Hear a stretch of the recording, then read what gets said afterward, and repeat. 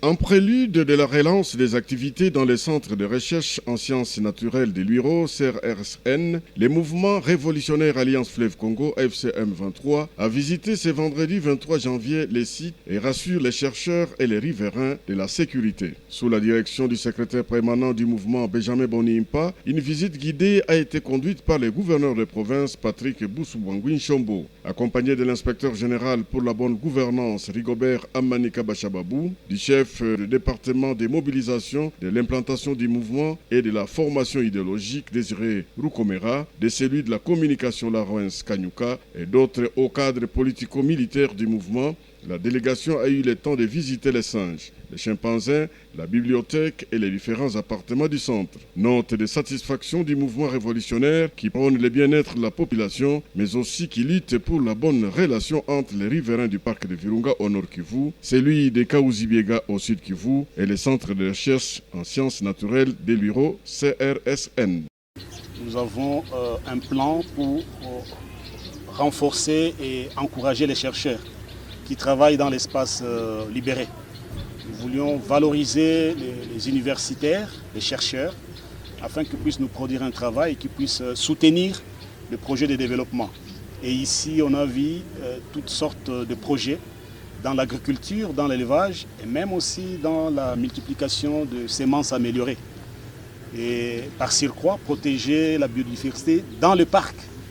Parce que les animaux qu'on a vus, les primates qu'on a vus, certains sont pris entre les mains des braconniers, certains entre les mains des différentes personnes dans le village et des primates venus de tous bords. Il y a des primates venus même du Nord Kivu, même dans le Maniema et même dans des pays voisins.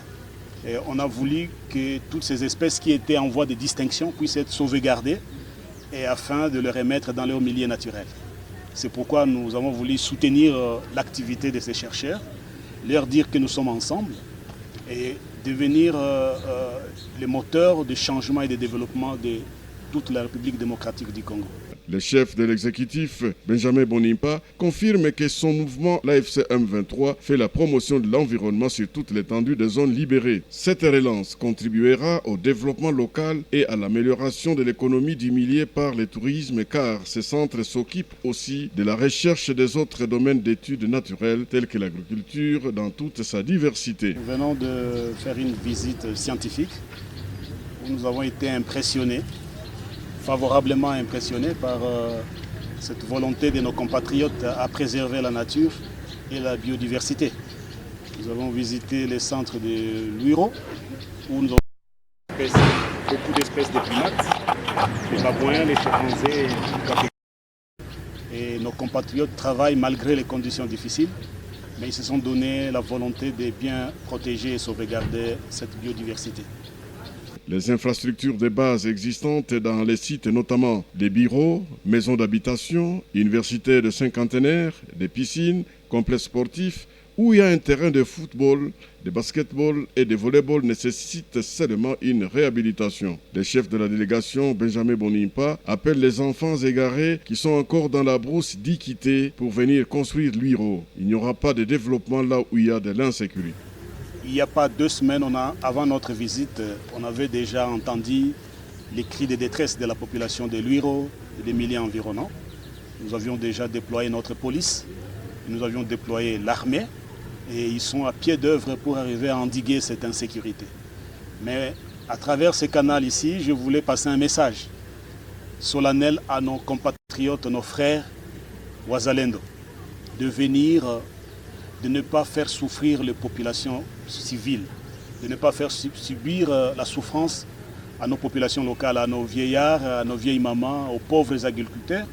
Ils peuvent venir se joindre à nous. Ceux qui veulent faire l'armée, les portes sont grandement ouvertes.